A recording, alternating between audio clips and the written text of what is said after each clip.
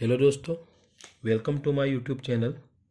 इस वीडियो में हम constant temperature process means isothermal process का सेकंड एग्जांपल देखेंगे। ये हमारा आइसोथर्मल प्रोसेस का पार्ट टू वीडियो का पार्ट टू है। आइसोथर्मल प्रोसेस के पार्ट वन में हमने आइसोथर्मल प्रोसेस के एग्जांपल में यूज़ होने वाले फॉर्मूला और उसका एक एग्जांपल हमने इसके आगे के पार्ट वन के वीडियो में देखा है, जो मेरे YouTube चैनल पे अवेलेबल है, तो आप उसको देख सकते हो। ठीक है, तो अभी हम सेकंड एग्जांपल देख रहे हैं, तो स्टार्ट करते हैं अभी एग्जांपल नंबर 2।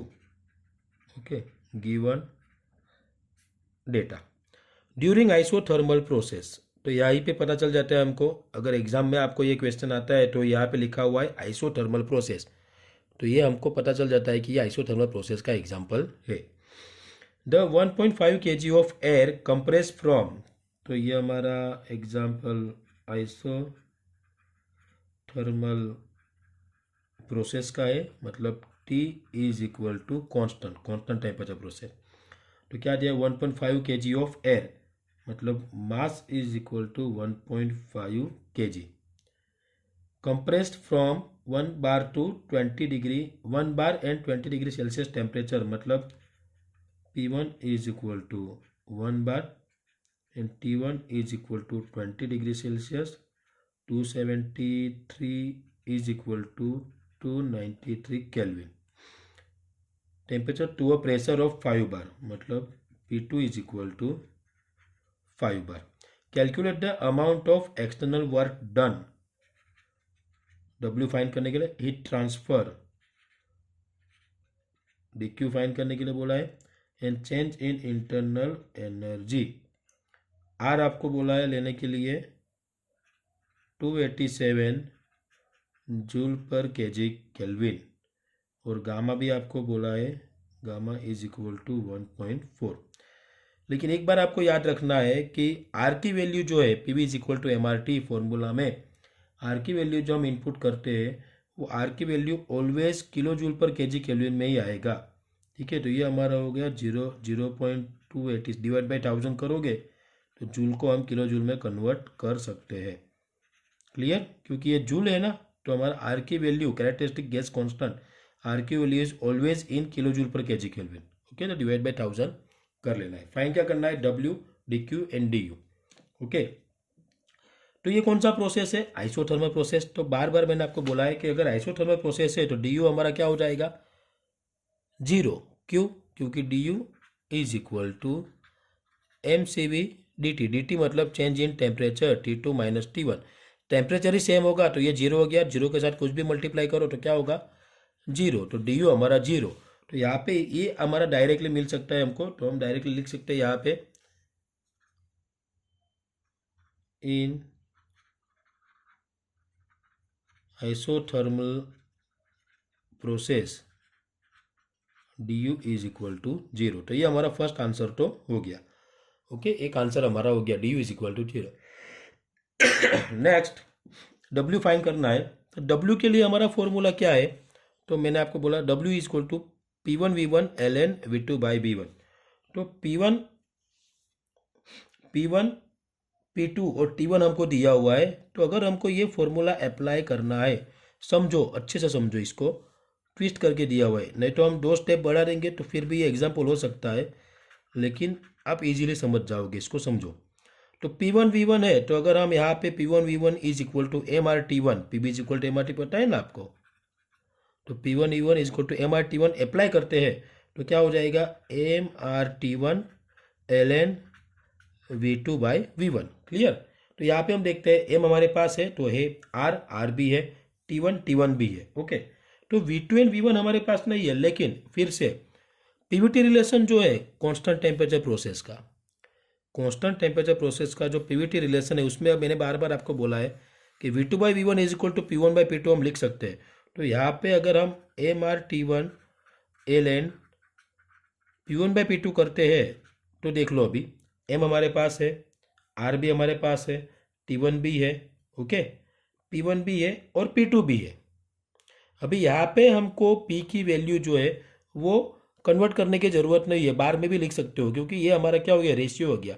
अगर यहाँ पे वैल्यू इनपुट करनी हो ना तो उसको हमें किलोमीटर पर मीटर स्क्वायर में रखना होगा, लेकिन ये तो P/P, तो दोनों की और यूनिट हम सेम रखेंगे बार में तो वो कैंसिल आउट हो जाएगा, तो उसको कन्वर्ट करने की किलोमीटर पर मीटर स्क्वायर में कन्वर्ट करने की ज़रूरत नहीं है। ठीक है, जब भी ये PV is equal to P1V1 ln V2/V1 वाला फॉर्मूला अप्लाई करेंगे, इसमें अगर P की वैल्यू इनपुट करनी हो तो हमें उसका यूनिट जो है किलोमीटर पर मीटर स्क्वायर में रखना पड़ेगा।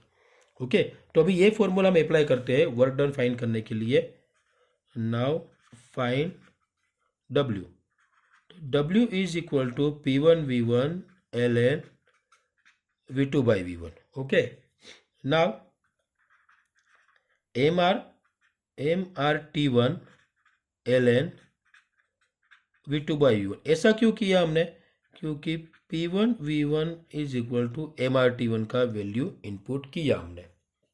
ओके, उसके बाद वापिस MRT1 तो ऐसे आ गया, तो इसकी जगह पे हम क्या करेंगे, P1/P2। क्यों, क्योंकि पीवीटी रिलेशन हमारे पास जो है वहाँ पे हमने देखा है कांस्टेंट टेम्परेचर प्रोसेस का P V T relation P1/P2 is equal to V2/, तो V2/V1 की जगह पे हम P1/P2 लिख सकते हैं। बस अभी वैल्यू इनपुट कर दो इसमें, 1.5, R कितना है 0.287, T1 कितना है 293, ln P1 1 divide by P2 5।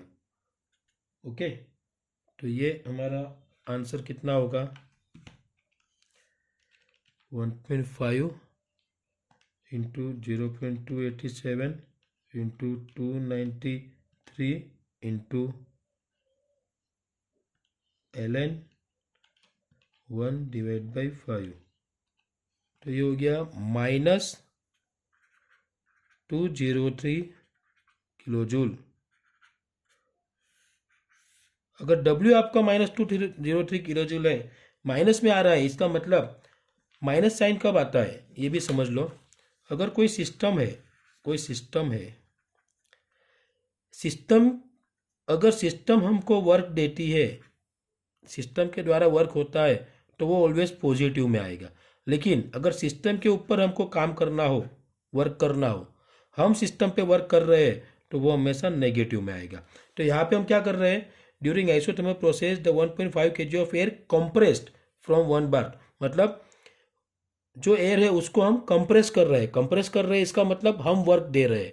अगर हम वर्क दे रहे हैं तो वर्क रिक्वायर्ड आएगा और वो माइनस में आएगा। देयरफॉर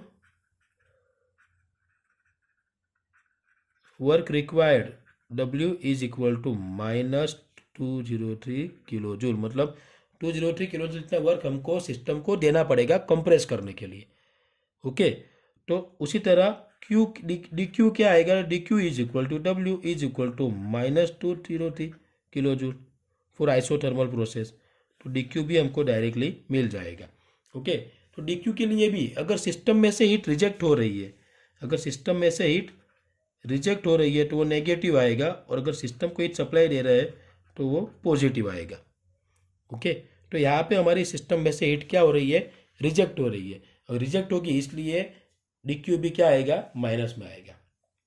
क्लियर, तो ये हमारा आइसोथर्मल प्रोसेस का सेकंड एग्जांपल कंप्लीट हो गया। इसको आपको ये अलग तरह से आपको याद रखना है।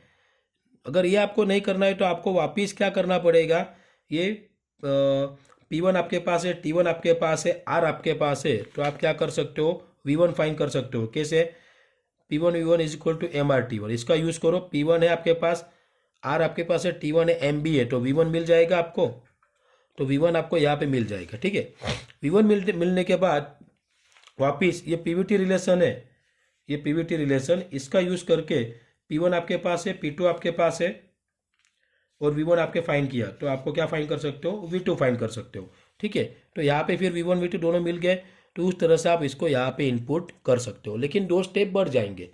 ओके, तो जब आप ये फॉर्मूला अप्लाई करोगे तब प्रेशर का वैल्यू इनपुट करोगे तो इसको आपको कन्वर्ट करना पड़ेगा 1 × 10⁻² किलोमीटर पर मीटर स्क्वायर। अगर आप इसको कन्वर्ट यहीं पे इनपुट करते हो तो फाइंड करके, हमने क्या किया, PV is equal to MRT करके उसको कन्वर्ट किया, फिर ये हमारा पीवीटी रिलेशन को अप्लाई किया और जो वैल्यू है उसको इनपुट कर दिया तो हमको आंसर मिल गया। ओके, तो ये हमारा आइसोथर्मल प्रोसेस का सेकंड नंबर का एग्जाम्पल यहाँ पे कंप्लीट हो गया है। ओके, नेक्स्ट वीडियो में हम उसका थर्ड एग्जाम्पल देखेंगे। Thank you.